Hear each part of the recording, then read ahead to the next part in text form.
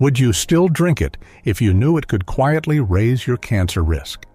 After 60, your body doesn't process things the way it used to. Your immune system slows down, your digestive lining becomes thinner, and even small everyday choices like what you pour into your glass can carry bigger consequences. The truth is, some of the drinks sitting in your kitchen right now may be doing more harm than good. And while they might seem harmless, maybe even healthy doctors are now warning older adults to think twice. In this video, we'll explore 4 common drinks and drink food combinations that people over 60 should reconsider, especially when it comes to long-term cancer risk. These aren't rumors or internet fads, they're backed by real science and real experience from health professionals who've seen the damage these habits can cause over time. But don't worry, this isn't about fear, it's about empowerment. Because once you know what to look out for, you can make small, smart changes that protect your health, your energy, and your future. Stick with me until the end, because these 4 drink-related dangers are some of the most overlooked, and by recognizing them now, you may just avoid one of the most common regrets doctors hear from their older patients. Ready to take a closer look at what's in your cup? Let's get started. But let's begin with one of the most overlooked habits, one that many older adults adopt with the best intentions. You're trying to cut back on sugar. You're being mindful of your blood sugar levels. So you reach for the so-called healthier options diet sodas, sugar-free iced teas, and low-calorie lemonades. After all, they're labeled as 0 sugar, 0 calories, and sometimes even diabetic-friendly. But here's what most people don't realize. While these drinks may not give you a sugar spike, they can quietly disrupt something much more delicate, your gut microbiome. Now, your gut isn't just about digestion. It's home to trillions of tiny organisms that help regulate inflammation, support your immune system, and even play a role in how your body responds to toxins. Think of it as your internal army quietly working day and night to protect you. But when you consume artificial sweeteners like aspartame sucralose or saccharin, you may be disarming that army without even knowing it. Multiple studies have shown that these substances can disturb the balance of gut bacteria, increasing harmful strains while reducing the helpful ones. This kind of microbial shift may seem minor at first, but over time it can create a cascade of health problems. Chronic inflammation, reduced immune function, metabolic changes, and yes, even a higher risk of cancer. In fact, a 2023 study published in PLOS Medicine followed over 102,000 adults for nearly 8 years and found something truly alarming. Those who regularly consumed artificial sweeteners, particularly aspartame and acesulfame, had a 13% higher risk of developing any type of cancer and an even more troubling 22% increased risk of breast cancer. These numbers aren't just small fluctuations, they're statistically significant warnings. And while the FDA still allows these sweeteners on the market, the science continues to raise serious questions about their long-term safety. Consider someone like Linda, 68, from Ohio. After being diagnosed with prediabetes, she made what she thought was a smart switch, trading in her sweet tea and orange soda for diet versions. "I figured if there's no sugar, it must be good," she said. But over time, she began experiencing bloating, poor sleep, and unexplained fatigue. After speaking with a dietitian, Linda learned how artificial sweeteners can interfere with gut health and trigger low-grade inflammation. "I never thought diet soda could be part of the problem," she said. When she made the switch to herbal teas, infused water, and occasional drinks lightly sweetened with natural honey, she noticed a dramatic improvement in her digestion and energy levels within weeks. And here's something else to keep in mind. When your gut microbiome is out of balance, it doesn't just affect digestion. It can influence your brain, your mood, your blood sugar, and your body's ability to repair damaged cells. Over time, this imbalance may create the kind of environment where abnormal cancerous cells are more likely to thrive. One of the ways this happens is through chronic low-level inflammation, which damages tissues and alters normal cell behavior, essentially laying the groundwork for more serious diseases. Let's break it down clearly. Diet sodas and sugar-free teas disrupt gut bacteria, increase inflammation, and weaken your immune defense. In contrast, water with fruit slices or herbal teas support healthy digestion, reduce inflammation, and naturally hydrate your body. If you've been enjoying a diet soda every afternoon, don't feel guilty, but do take a moment to reconsider. It's not about judgment, it's about awareness. The good news is that there are so many better choices available, and they don't require you to sacrifice taste or refreshment. Try switching to naturally flavored water with lemon cucumber or a few fresh berries. Sip on herbal teas like peppermint hibiscus or chamomile, which not only taste great but also come with added benefits like calming digestion and easing tension. Even lightly sweetened teas with a drizzle of raw honey or a pinch of stevia can be a gentler option than artificial sweeteners. And remember, your body isn't just reacting to what's in your drink, it's responding to how those choices accumulate over time. These small daily habits multiplied over weeks and months shape the terrain of your health. Every sip you take is either helping your body fight inflammation or quietly adding to it. So, next time you open the fridge or stop by the convenience store, pause for just a second. Think about what your gut, your immune system, and your long-term health would want. It's not about perfection, it's about progress.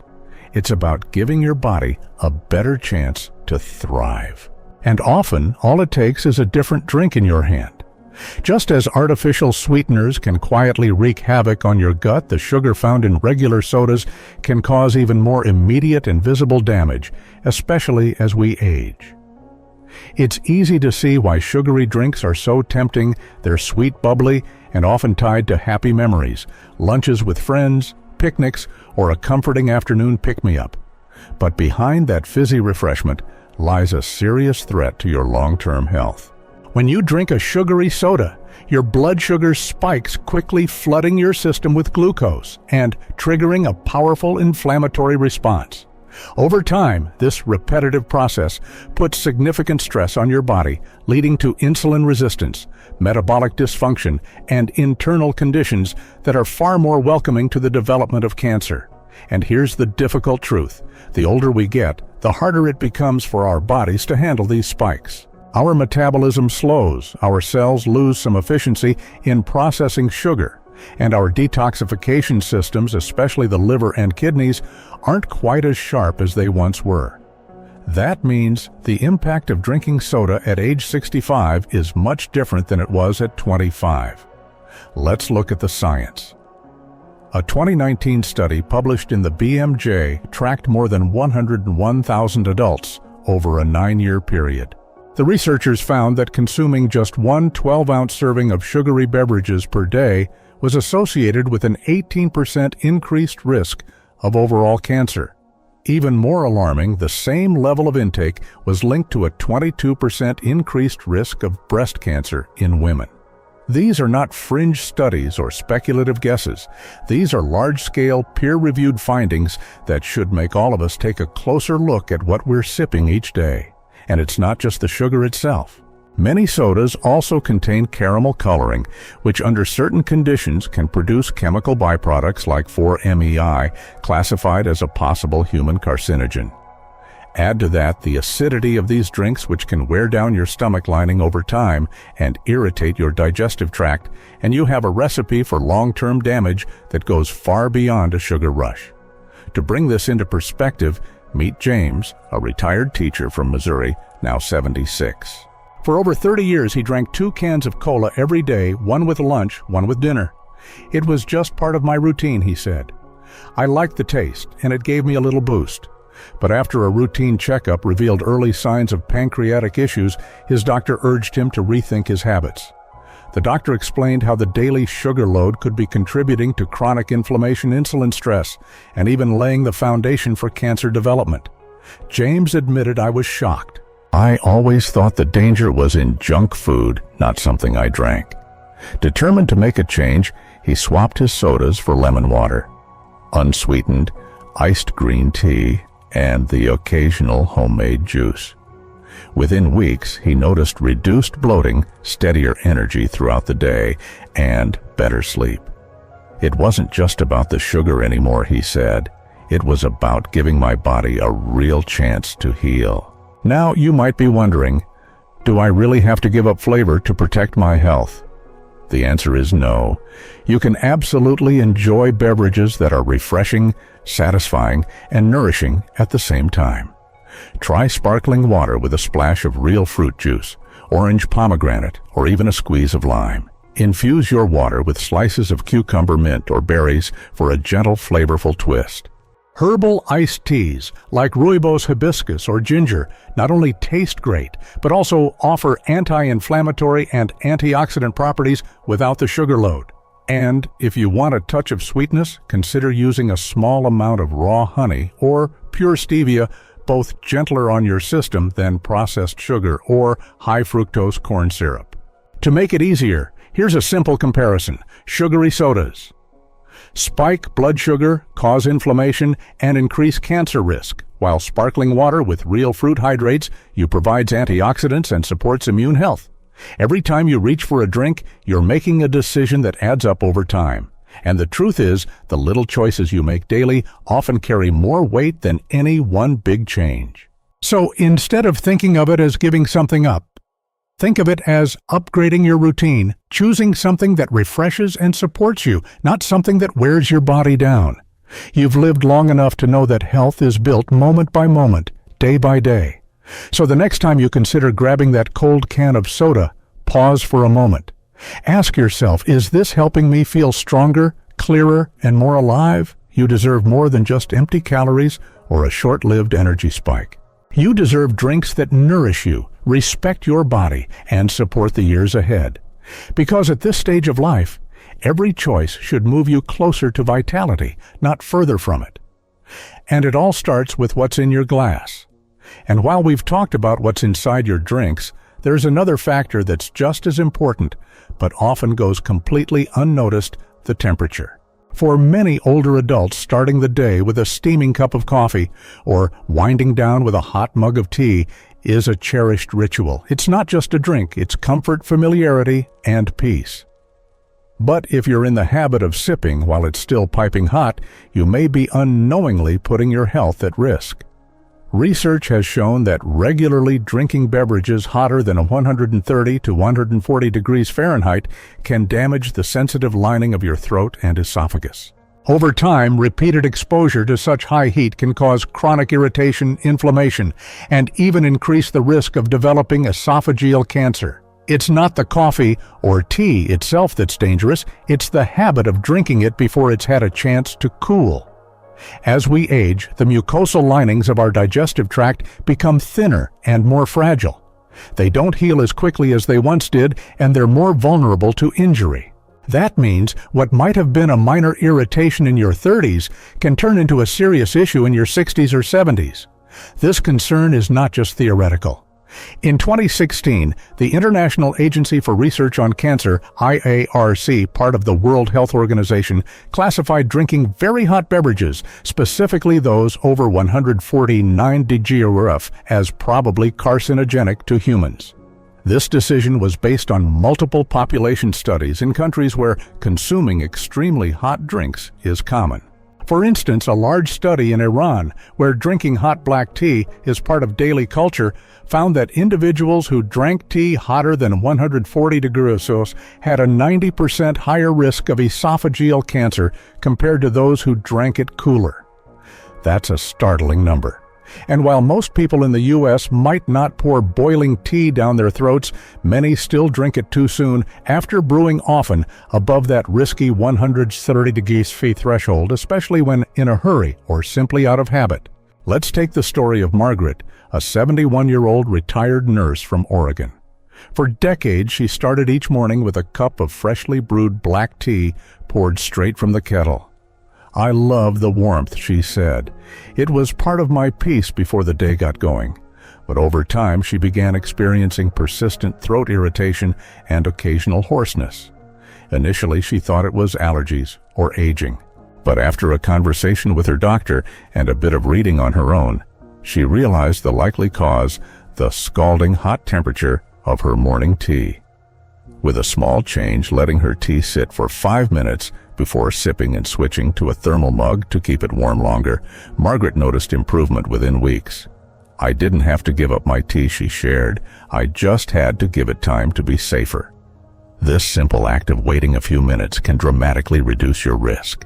Most freshly brewed tea or coffee is between 160 and 185 degrees right after pouring, far above the safe range. But if you let it sit for 5 to 6 minutes, it generally cools to about 130 to 140 degrees. Still warm, still comforting, but much gentler on your throat and esophagus. Using a thermometer once or twice can help you get a sense of timing, and after that, it becomes second nature. Thermal mugs are another smart option. They allow your drink to stay pleasantly warm without rushing to sip it while it's too hot. Some newer mugs even let you set a safe temperature range. Here's a helpful comparison. Drinking too hot can damage the throat lining and increase cancer risk, while letting it cool a few minutes protects mucosa, preserves flavor, and keeps your ritual just as enjoyable. This isn't about fear, it's about awareness and gentle change. You've worked hard to care for your body and mind, and something as simple as letting your coffee cool slightly is an act of self-respect. It says, "I'm still learning, still adjusting, still taking care of myself." And that matters. These small, thoughtful habits add up over time. They give your body the chance to stay resilient and responsive. And the best part, they don't require sacrifice. You still get your tea, you still enjoy your coffee.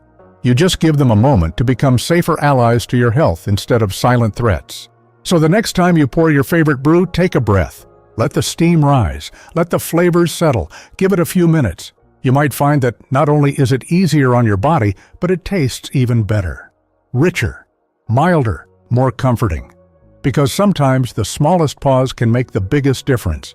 And speaking of subtle habits that can quietly influence your long-term health, there's one more combination that deserves your attention, especially if you enjoy pairing a drink with a meal, alcohol, and processed meats. On their own, each of these may seem harmless in moderation. A glass of wine with dinner, a few slices of bacon or salami on a charcuterie board, a cocktail and some deli snacks during a family gathering. But when alcohol and processed meats are consumed together, they create a powerful synergy that can significantly increase your cancer risk, particularly as you get older and your body's natural defenses begin to slow down. You see, processed meats like bacon, sausage, pepperoni, ham, and many deli meats contain chemical preservatives, especially nitrates and nitrites, that help them look fresh and taste savory. However, when these chemicals are digested, especially in the presence of alcohol, they can convert into compounds known as N-nitroso compounds. These substances are recognized carcinogens, meaning they have the potential to damage DNA and promote cancerous changes, particularly in the digestive tract. A major report by the World Health Organization's International Agency for Research on Cancer, IARC, concluded that processed meats are definitively carcinogenic to humans and are strongly associated with an increased risk of colorectal cancer. Even more concerning, the risk is magnified when alcohol is introduced. Alcohol itself is a known carcinogen. When combined with these meats, it can accelerate the absorption of harmful chemicals and impair your liver's ability to neutralize toxins. Over time, this pairing increases the likelihood of chronic inflammation, cell mutation, and tumor formation in areas like the colon, stomach, and liver. And for older adults, this risk is even higher. As we age, our livers process alcohol more slowly, our gut linings become more sensitive, and our immune surveillance weakens, making it harder to catch and repair the cellular damage that can eventually lead to cancer. Let me share a little story. Susan and David. Susan is 72 and used to enjoy a glass of red wine with her dinner, often accompanied by her favorite cured meats, prosciutto, salami, or smoked sausage. David, her husband, 78, preferred a glass of whiskey in the evening while snacking on pepperoni cheese and crackers. It was their little nightly routine, something they looked forward to. But after a close friend was diagnosed with colon cancer, They began to question their habits. A visit to their doctor confirmed their concerns. Their physician explained how the combination of alcohol and processed meat can quietly raise cancer risk over the years, even without obvious warning signs. Wanting to stay active and independent as long as possible, they decided to make some small but meaningful changes. Now, Susan pairs her wine with grilled vegetables or lean poultry, and David has swapped out processed snacks for lightly seasoned grilled chicken nuts and fresh fruit. "We didn't give up the pleasure," Susan said. "We just made it smarter." And since making the change, both report better digestion, more energy, and fewer bouts of discomfort after meals. Let's be clear, this isn't about giving up everything you enjoy. It's about choosing combinations that work with your body, not against it. Your evening drink doesn't have to come with a side of health risk. There are plenty of satisfying, flavorful pairings that don't compromise your well-being. Try a glass of wine with grilled salmon, roasted sweet potatoes, or steamed greens. Swap that salami for roasted turkey slices or hummus with whole grain crackers. Replace the processed meats on your charcuterie board with nuts, olives, cherry tomatoes, or slices of fresh mozzarella. These are small changes that still feel indulgent but support your health rather than undermine it. To put it into perspective, here's a simple comparison.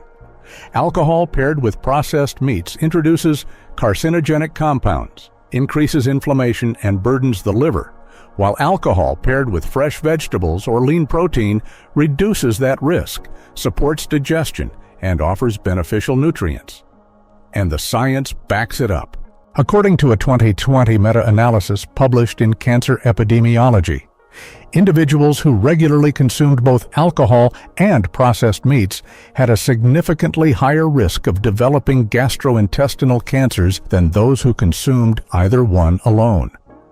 The combined effect isn't just additive, it's synergistic, meaning the risks multiply when both are consumed together. You've worked hard for the freedom to enjoy your life, and you absolutely deserve to savor good food and drink. But you also deserve to do so in a way that protects your health and gives you the energy, clarity, and strength to keep doing the things you love.